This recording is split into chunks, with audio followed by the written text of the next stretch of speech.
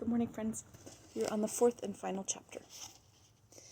This is the fourth and the last empty MS book I can find in the house. At least nearly empty, for there are some pages of very ancient arithmetic at the end by J. I resolved to let this limit my jottings. I will not start buying books for the purpose. Insofar as this record was a defense against total collapse, a safety valve, it has done some good. The other end I had in view turns out to have been based on a misunderstanding. I thought I could describe a state, make a map of sorrow. Sorrow, however, turns out not to be a state but a process. It needs not a map but a history. And if I don't stop writing that history at some quite arbitrary point, there's no reason why I should ever stop. There is something new to be chronicled every day.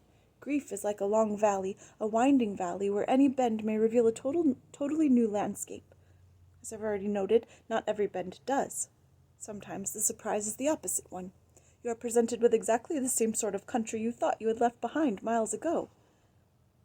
That is when you wonder whether the valley is in a circular trench. But it isn't.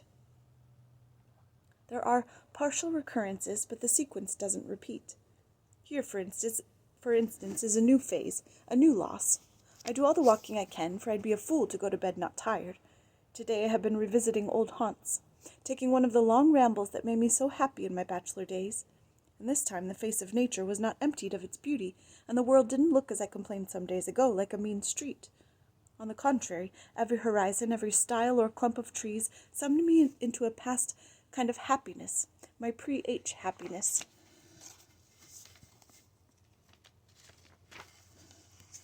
But the invitation seemed to me horrible. The happiness into which it invited me was insipid. I find that I don't want to go back again and be happy in that way. It frightens me to think that a mere going back should even be possible. For this fate would seem to me worst of all, to reach a state in which my years of love and marriage should appear in retrospect a charming episode, like a holiday, that had briefly interrupted my interminable life and return me to normal, unchanged. And then it would come to seem unreal, something so foreign to the usual texture of my history that I could almost believe it hadn't happened to someone else. I could almost believe it had happened to someone else. Thus H would die to me a second time. A worse bereavement than the first, anything but that. Did you ever know, dear, how much you took away with you when you left? You have stripped me even of my past, even of things we never shared. I was wrong to say the stump was recovering from the pain of the amputation. I was deceived because it has so many ways to hurt me that I discover them only one by one. Still, there are the two enormous gains. I know myself too well now to call them lasting. Turn to God, my mind no longer meets that locked door. Turn to H, it no longer meets that vacuum. Nor all that fuss about my mental image of her. My jottings show something of the process, but not so much as I'd hoped. Perhaps both changes were really not observable. There was no sudden, striking and emotional transition like the warming of a room or the coming of daylight. When you first noticed them, they have already been going on for some time. The notes have been about myself, and about H, and about God, in that order. The order and the proportions exactly what they ought not to have been, and I see that I have nowhere fallen into that mode of thinking about either which we call praising them. Yet that would have been best for me. Praise is the mode of love which always has some element of joy in it. Praise in due order of him as the giver, of her as the gift. Don't we in praise somehow enjoy what we praise? However far we are from it, I must do more of this. I have lost the fruition I once had of H, and I am far, far away in the valley of my unlikeness from the fruition which, if his mercies are infinite, I may sometime have of God. But by praising, I can still in some degree enjoy her, and already in some degree enjoy him, better than nothing.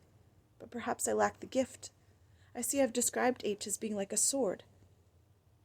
That's true as far as it goes, but utterly inadequate by itself. And misleading. I ought to have balanced it. I ought to have said, but also like a garden, like a nest of gardens, wall within wall, hedge within hedge, more secret, more full of fragrant and fertile life, the further you entered. And then of her, and of every created thing I praise, I should say, in some way, in its unique way, like him who made it. Thus up from the garden to the gardener, from the sword to the smith, to the life-giving life and the beauty that makes beautiful. She is in God's hands. That gains a new energy when I think of her as a sword. Perhaps the earthly life I shared with her was only a part of the tempering. Now perhaps he grasps the hilt, weighs the new weapon, makes lightning with it in the air, a right Jerusalem blade. One moment last night can be described in similes, otherwise it won't go into language at all. Imagine a man in total darkness. He thinks he is in a cellar or a dungeon. Then there comes a sound. He thinks it might be a sound from far off, waves or wind-blown trees or cattle half a mile away, and if so, it proves he is not in a cellar but free, in the open air. Or it may be a much smaller sound, close at hand, a chuckle of laughter, and if so, there is a friend just beside him in the dark. Either way, a good sound.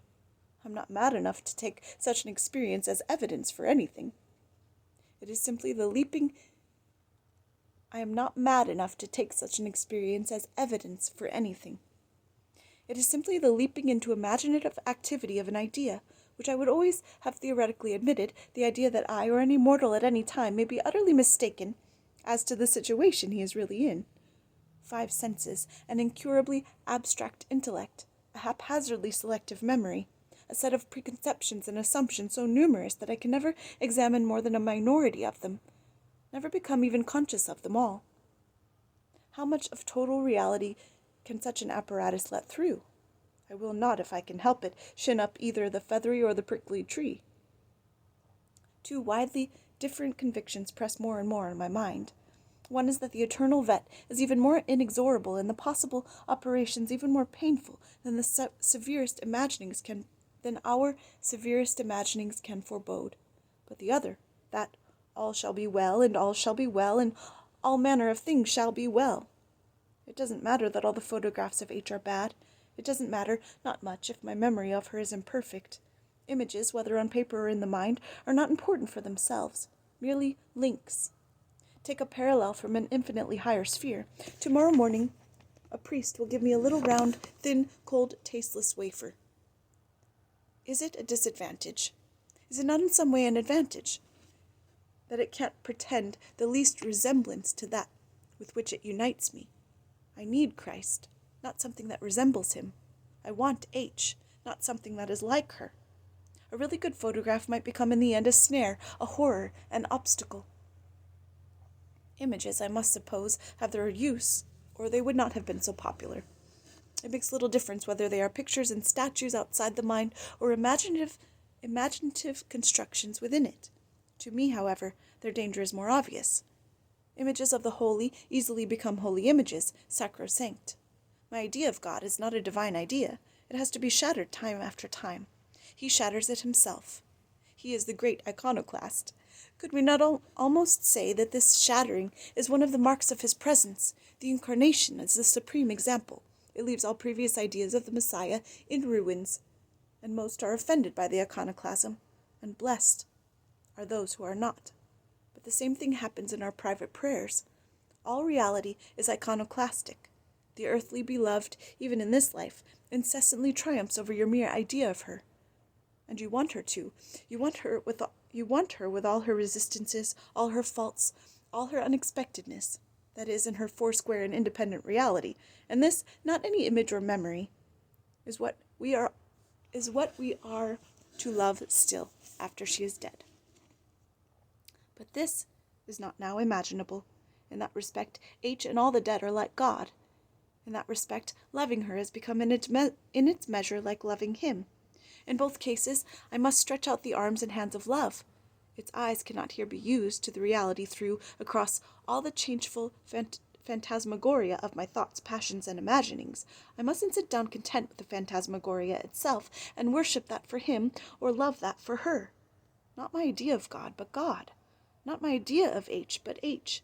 Yes, and also not my idea of my neighbor, but my neighbor. For don't we often make this mistake as regards people who are still alive, who are with us in the same room, talking and acting not to the man himself, but to the picture, almost the précis, we've made of him in our minds. And he has to depart from it pretty widely before we even notice the fact. In real life, that's one way it differs from novels. His words and acts are, if we observe closely, hardly ever quite in character, that is, in what we call his character. There's always a card in his hand that we didn't know about. My reason for assuming that I do this to other people is the fact that so often I find them obviously doing it to me.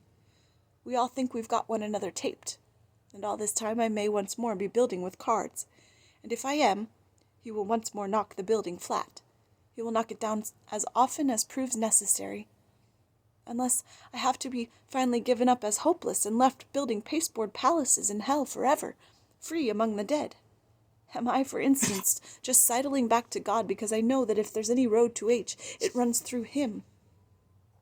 But then, of course, I know perfectly well that he can't be used as a road.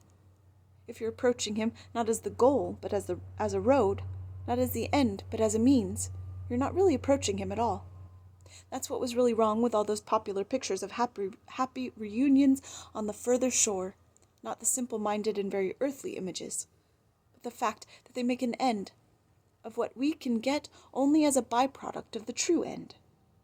Lord, are these your real terms? Can I meet H again only if I learn to love you so much that I don't care whether I meet her or not? Consider, Lord, how that looks to us. What could anyone think of me if I said to the boys, "No toffee now, but when you've grown up and don't really want toffee, you shall have as much as you choose"? If I knew that to be eternally divided from H and eternally forgotten by her would add a greater joy and splendor to her being, of course I'd say, fire ahead, just as if on earth I could have cured her cancer by never seeing her again. I'd have arranged never to see her again. I'd have had to. Any decent person would. But that's quite different. That's not the situation I'm in. When I lay these questions before God, I get no answer, but a rather special sort of no answer. It is not the locked door. It is more like a silent, certainly not uncompassionate gaze, as though he shook his head not in refusal but waiving the question. Like, "Peace, child, you don't understand." Can a mortal ask questions which God finds unanswerable? Quite easily, I should think. All nonsense questions are unanswerable. How many hours are there in a mile? Is yellow square or round? Probably half the questions we ask, half our great theological and metaphysical problems are like that. And now that I come to think of it, there's no practical problem before me at all. I know the 2 great commandments, and I'd better get on with them. Indeed, H's death has ended the practical problem. While she was alive, I could, in practice, have put her before God, that is, could have done what she wanted instead of what he wanted, if there had been a conflict. What's left is not a problem about anything I could do. It's all about weights of feelings and motives and that sort of thing. It's a problem I'm setting myself. I don't believe God set it me at all. The fruition of God, reunion with the dead. These can't figure in my thinking except as counters, blank checks. My idea, if you can call it an idea, of the first is a huge, risky extrapolation from very few and short experiences here on earth. Probably not such valuable experiences as I think, perhaps even of less value than others that I take no account of. My idea of the second is also an extrapolation. The reality of either, the cashing of either check, would probably blow all one's ideas about both. How much more one's ideas about their relations to each other into smithereens. The mystical union on the one hand, the resurrection of the body on the other. I can't reach the ghost of an image, a formula, or even a feeling that combines them. But the reality we are given to understand does. Reality, the iconoclast once more. Heaven will solve our problems, but not, I think, by showing us subtle reconciliations between all our apparently contradictory notions. The notions will all be knocked from under our feet. We shall see that there was never any problem. And more than once, that impression which I can't describe except by saying that it's like the sound of a chuckle in the darkness, the sense that some shattering and disarming simplicity is the real answer. It is often thought that the dead see us, and we assume, whether reasonably or not, that if they see us at all, they see us more clearly than before. Does H now see exactly how much froth or tinsel there is in what she called and I call my love? So be it. Look your hardest, dear. I wouldn't hide if I could. We didn't idealize each other. We tried to keep no secrets. You knew most of the rotten places in me already. If you now see anything worse, I can take it. So can you. Rebuke, explain, mock, forgive. For this is one of the miracles of love. It gives to both, but perhaps especially to the woman, a power of seeing through its own enchantments and yet not being disenchanted. To see in some measure like God. His love and his knowledge are not distinct from one another, nor from him. We could almost say he sees because he loves, and therefore loves, although he sees. Sometimes, Lord, one is tempted to say that if you wanted us to behave like the lilies of the field, you might have given us an organization more like theirs. But that, I suppose, is just your grand experiment. Or no, not an experiment, for if you have no need to find things out. For you have no need to find things out, rather your grand enterprise.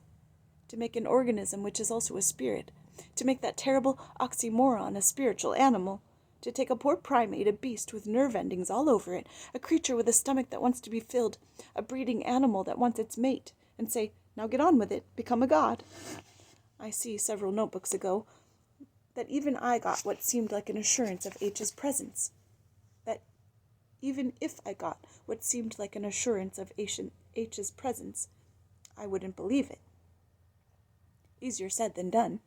Even now, though, I won't treat anything of that sort as evidence. It's the quality of last night's experience, not what it proves, but what it was, that makes it worth putting down. It was quite incredibly unemotional, just the impression of her mind momentarily facing my own. Mind, not soul as we tend to think of soul, certainly the reverse of what is called soulful. Not at all like a rapturous reunion of lovers, much more like getting a telephone call or a wire from her about some practical arrangement. Not that there was any message, just intelligence and attention. No sense of joy or sorrow, no love even, in our ordinary sense, no unlove. I had never in any mood imagined the dead as being so businesslike. Yet there was an extreme and cheerful intimacy, an intimacy that had not passed through the senses or the emotions at all. If this was a throw-up from my unconscious, then my unconscious must be a far more interesting region than the depth psychologists have led me to expect. For one thing, it is apparently much less primitive than my consciousness. Wherever it came from, it has made a sort of spring cleaning in my mind. That the dead could be like that, sheer intellects.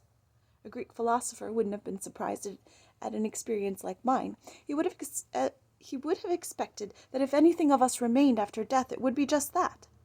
Up to now, this always seemed to me a most arid and chilling idea. The absence of emotion repelled me. But in this contact, whether real or apparent, it didn't do anything of the sort. One didn't need emotion. The intimacy was complete, sharply bracing and restorative, too, without it.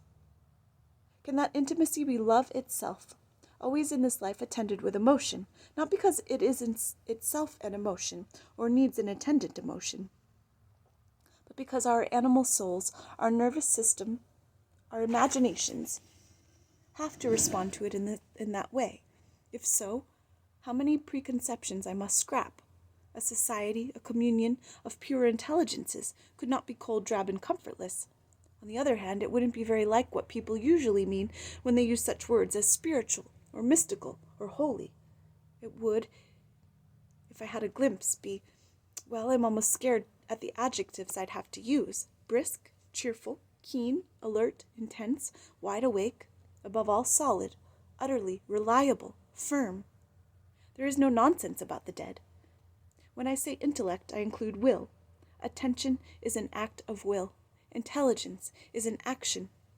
Intelligence in action is will par excellence. What seemed to meet me was full resolution. Once very near the end I said, if it is allowed, come to me when I too am on my deathbed. Allowed, she said.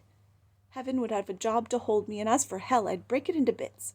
She knew she was speaking a kind of mythological language, with even an element of comedy in it. There was a twinkle as well as a tear in her eye, but there was no myth and no joke about the will, deeper than any feeling that flashed through her. But I mustn't, because I have come to misunderstand a little less completely what a pure intelligence might be, lean over too far. There is also, whatever it means, the resurrection of the body, we cannot understand. The best is perhaps what we understand least. Didn't people dispute once whether the final vision of God was more an act of intelligence or of love? That is probably another of the nonsense questions. How wicked it would be if we could to call back the dead. She said not to me, but to the chaplain, I am at peace with God. She smiled, but not at me. Poi si tornò all'eterna fontana. Then she returned to the eternal source. And that is from Dante, when Beatrice when Beatrice turns to the eternal fountain and keeps walking. Have a good day, friends.